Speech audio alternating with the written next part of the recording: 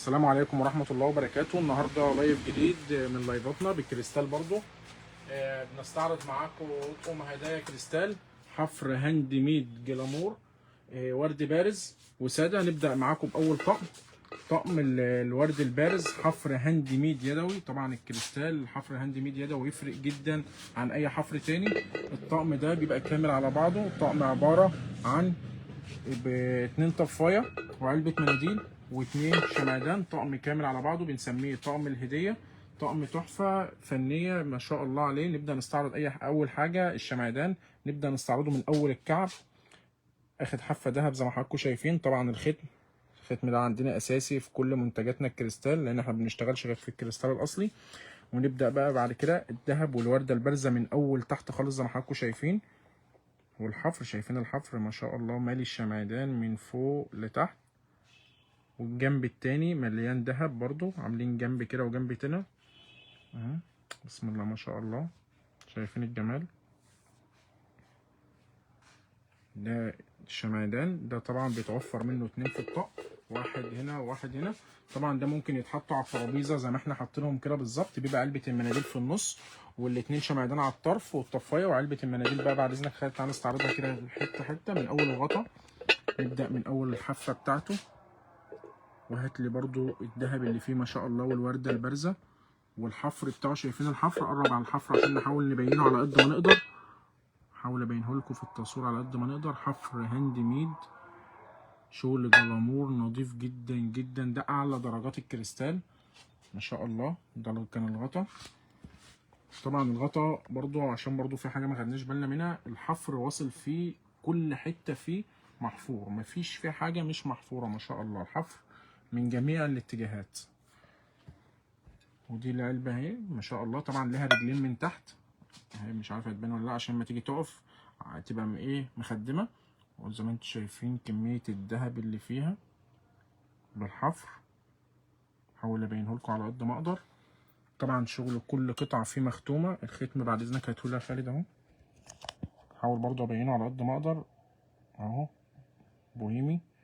طبعا شغلنا كله اصلي والختم موجود والحفره حتى من القاعده من تحت محفوره، مش مجرد وش بس او جناب بس، لا الحفره ما شاء الله من كل الزوايا زي ما حضراتكم شايفين.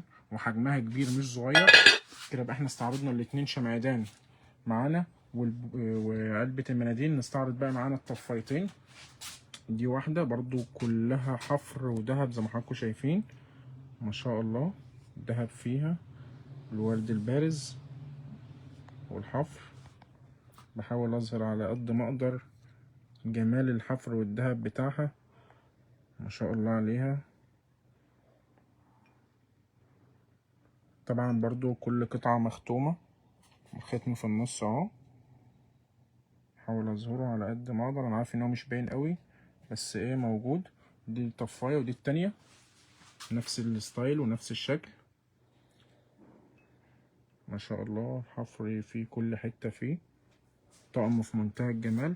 استعرضه لي كامل على بعضه بعد اذنك خالد عشان نخلص ده ونخش على الطقم الحفر 500 جلامور حفر ساده. لعشاق الساده، الناس اللي بتحب الذهب موجود، الناس اللي بتحب الساده موجود. كل حاجه عندنا بفضل الله. وعندنا كمان العائله الكامله من الورد البارز. الحفر ده عندنا منه كل شيء. عندنا منه قاروره، عندنا منه كاسات، عندنا منه شربات، عندنا منه شاي جاتوه. كل ما يشتهي الانفس متوفر عندنا هنا في معرض كريم الحمد لله. والشغل الاصلي نشتغلش غير في الاصل بفضل من عند ربنا. هنبدا استعرض معاكم اللي هو الحفر 500 جلامور الساده. بسم الله الرحمن الرحيم.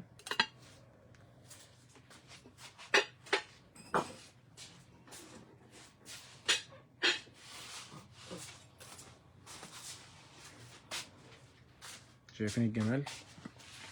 شايفين الجمال؟ حاجه في منتهى الشياكه ما شاء الله.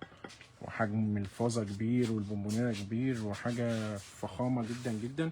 ده الطقم التاني معانا في اللايف. الحفر 500 الساده الجلامور حفر هاند ميد يدوي زي ما احنا قلنا من شويه. زي ما انتم شايفين ابدا استعرضها لي خالد من اول فوق بعد اذنك. بسم الله الرحمن الرحيم. تعالى بقى هات لي الحفر كده على مهلك عشان برضو يبان في التصوير. حفر ما شاء الله عليه. كل ده حفر هاند ميد مش حفر مكن، ده بيفرق كتير جدا جدا في قيمة الكريستال نفسه. ده بيبقى اعلى درجات الكريستال. طبعا هاتهالنا من جوه برضو الوسع بتاعها ما شاء الله، بونبونيرة كبيرة ما شاء الله عليها. وده البونبونيرة من الجنب، طبعا من اول تحت خالص لحد الاول كل ده بلا استثناء حفر، مش سايبين فيها حتة غير لما تكون كلها محفورة ما شاء الله عليها زي ما انتم شايفين. وده الكعب بتاعها. حاول برضو ايه اوريلكم بسم الله الرحمن الرحيم الختم. مش عارف هو هيظهر معانا ولا لا، بس هو موجود هنا ختم اهو. تمام. دي كانت البونبونيرة. نخش بقى على الفازة الجميلة جدا جدا من كل التفاصيل، من اول فوق وهي اخده الزجزاج واحنا نازلين على تحت بالحفر بتاعها ما شاء الله. الحفرة بتاعتها كبيرة مش صغيرة، لان الفازة ذات نفسها كبيرة، والحفرة بتاعتها برضو جاية من اول تحت خالص.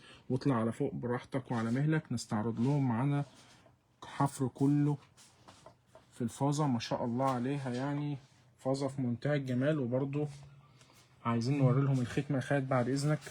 الختم برضو مش عارف هيظهر ولا لا، احاول برضو نظهره هنا. هو موجود، ايوه حط ايدك، ايوه باين شويه اهو على قد ما بنقدر. تمام. ودي كده الفازه، واستعرضنا جنبها البونبونيره. ودي بقى الطفايه، برضو الطفايه ما شاء الله عليها في منتهى الجمال. برضو الحفر بتاعها بادئ من تحت خالص، مش سايبين فيها اي حته غير لما شغالين فيه ما شاء الله.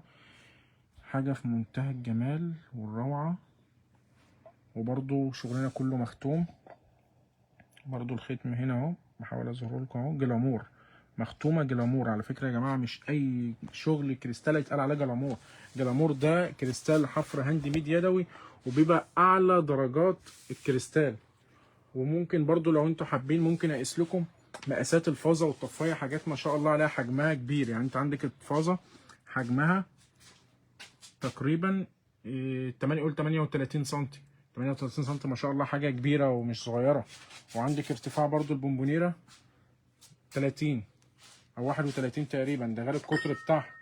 عندك قطرها ما شاء الله 19، ماهيش صغيره ما شاء الله، يعني احجامهم كبيره جدا وحلوه جدا. والطفايه برضو ماهيش صغيره، الطفايه حجمها كبير.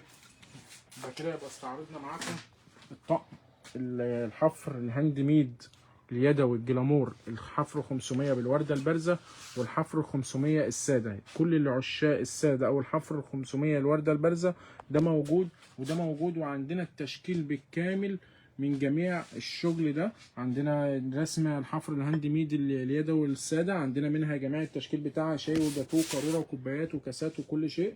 وعندنا برضو من الورده البارزه كل شيء برضو لكل محبين الورد البارز والساده. طبعا كل ده عندنا في معرضنا، معرض كريم للعطور المنزليه بدمياط بباب الحرس. وعندنا ميزه شحن داخل وخارج المحافظه. وشكرا.